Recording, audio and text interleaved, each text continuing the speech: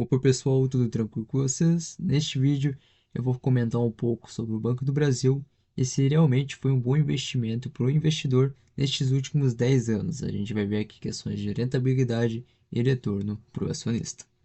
Como vocês estão vendo, estou usando um período então de 10 anos. O período se inicia no dia 30 de 3 de 2015 e vai até o 26 de 3 de 2025, onde praticamente fecha os 10 anos, tá bom? Que aqui é próximo da data da gravação do vídeo.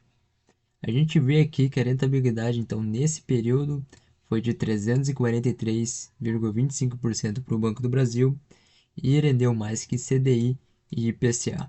Então, ao ter feito uma compra no Banco do Brasil, lá naquele período do dia 30 do 3, foi uma boa compra, porque em questão de rentabilidade você já ganhou aqui uma porcentagem bem grande.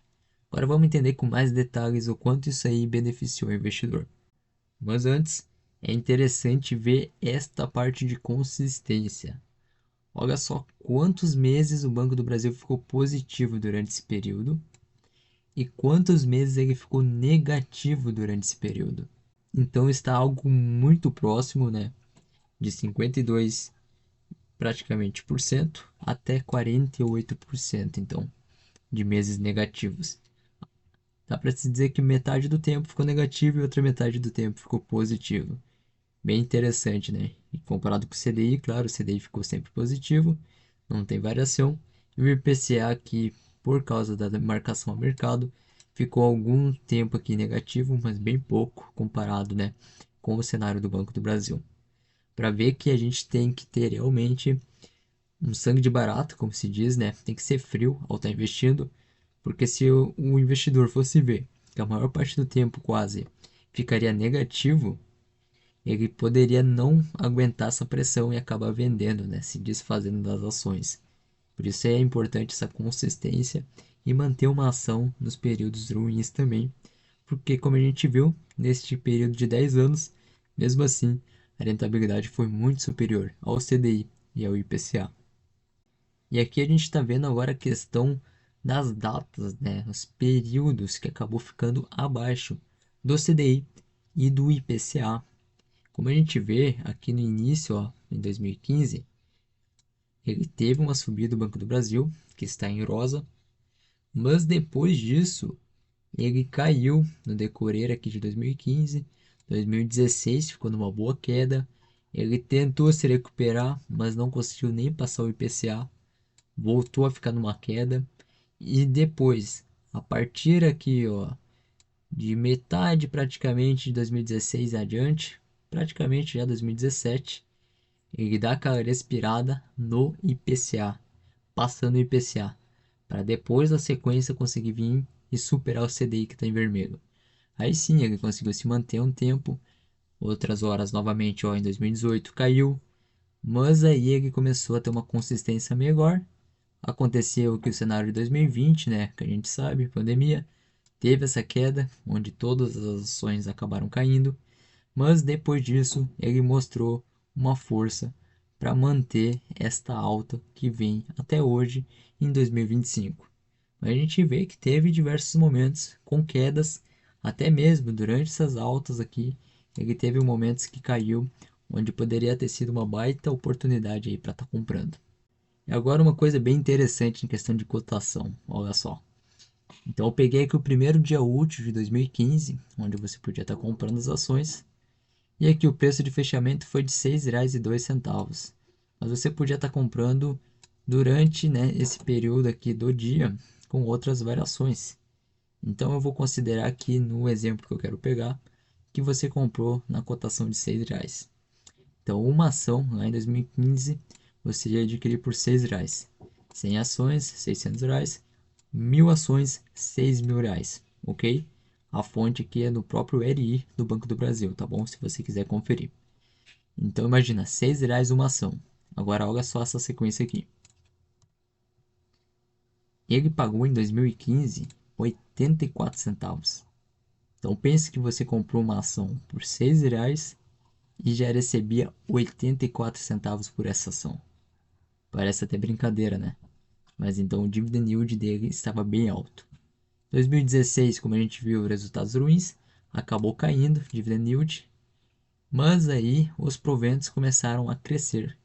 2017 cresceu, 2018 cresceu, 19 cresceu, 2020 a gente sabe o problema, deu uma recuada, mas depois ele se recuperou e continuou crescendo, tanto que em 2024 ele pagou um dividendo muito bom de R$ 2,61.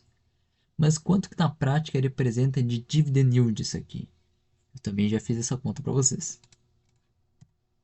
E aqui a gente está na conta, então.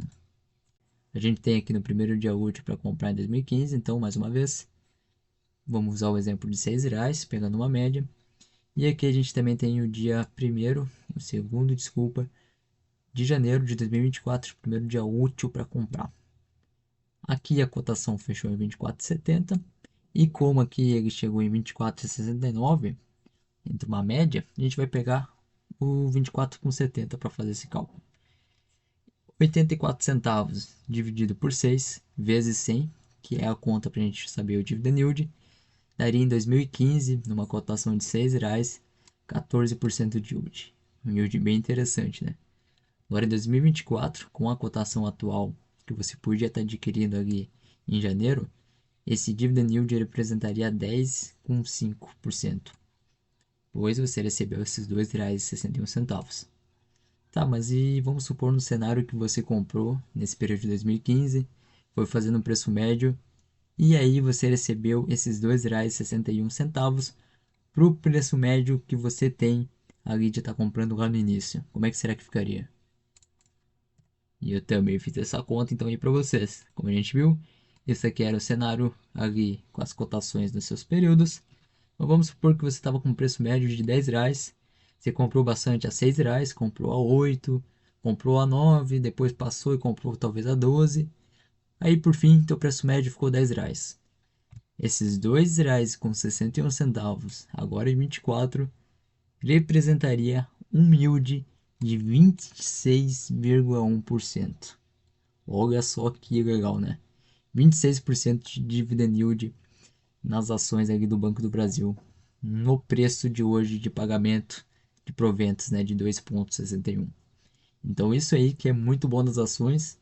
Ao longo do tempo você vai juntando cotas, vai ter um preço médio atraente conforme a cotação vai subindo, e aí os lucros da empresa vão crescendo, a distribuição aumenta, e como você tem um preço médio menor, você vai receber um dividend yield maior.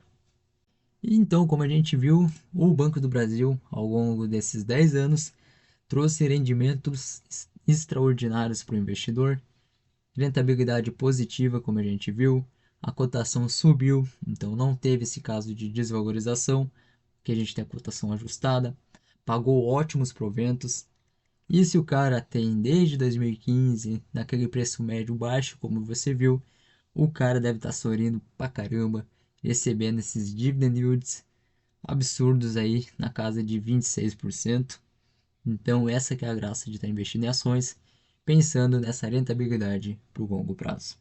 Então se você gostou desse conteúdo, gostou dessa análise e esses resultados do Banco do Brasil, deixe seu like, se inscreve no canal, comente aí se você tem o Banco do Brasil em carteira, se você comprou lá no início, se está pensando em comprar agora, deixe aí a sua opinião nos comentários. Então é isso aí, forte abraço e até o próximo vídeo.